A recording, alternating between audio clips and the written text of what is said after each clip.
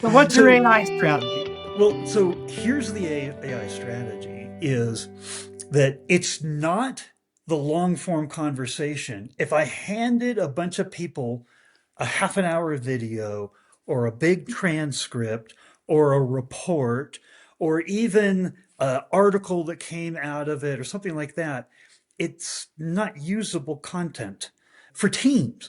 What you do first is you go into these podcasts and you've got to have, again, goals. What's your goal with getting voice of the customer?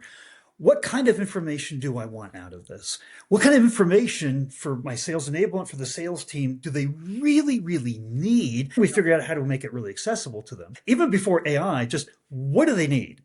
So our recommendation always to our clients is first off, there's 3 top 5 lists that we've got to nail and we've got to totally understand. We all got to come into an agreement because they're our North Star for when we're talking to your customers and your prospects and lost deals. Here's the first top 5 list is what are the objections that kill deals in our pipeline? Those are some of the most important things that the sales team is dealing with absolutely every single day. They're the things that really inhibit our demand gen campaigns because there are objections that aren't voiced because those are people that we're trying to influence. We take those and we put a framework around them. We reframe them in a way that allows the voice of the customer to answer that question.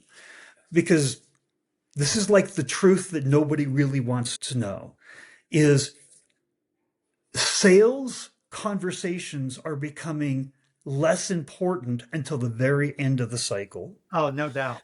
Yeah. Right? Because they don't want to talk to us. Right. And we are not trusted. Anybody inside of a selling organization, we are the lowest form of life in terms of trust. And that's not me saying it.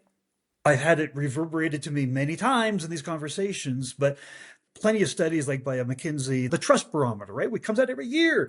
The most recent one, 68% of respondents said business leaders were literally purposely misleading and exaggerating and grossly exaggerating.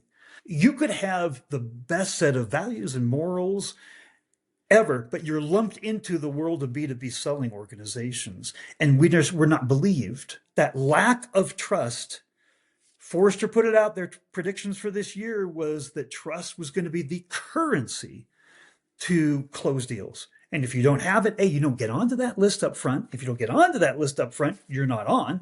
You're out in the cold. You're left behind. But we need to develop trust by using the voice of the customer behind our voice to support it. So I always say this to, So the first list, top 5 objections. okay, top 5 objectives. The other one is what are the top 5 unique go-to-market elements, the selling statements that we make in meetings where we can raise eyebrows. Everybody goes, oh, I didn't quite think about it that way. If it's tantalizing enough, we can raise eyebrows. But if we take those statements and we have them validated by the voice of the customer, the peer community, their peer community, who they trust implicitly, all of a sudden, our unique go-to-market statements that sell our company, now we're bringing to the party the research that they're doing before they want to talk to us and serving it up to them on a silver platter and saying, this isn't just us.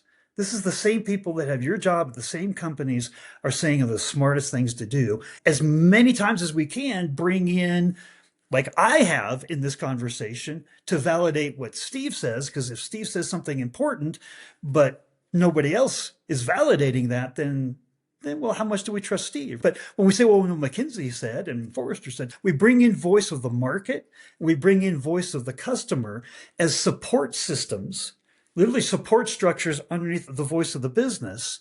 So when we say the things that are provocative, the things that raise eyebrows, the things that buyers then want to have the second, the third, and fourth conversation, they're going to close business, that we are giving our voice as much a chance to be heard, to be trusted, so that we can stay in deals and close deals.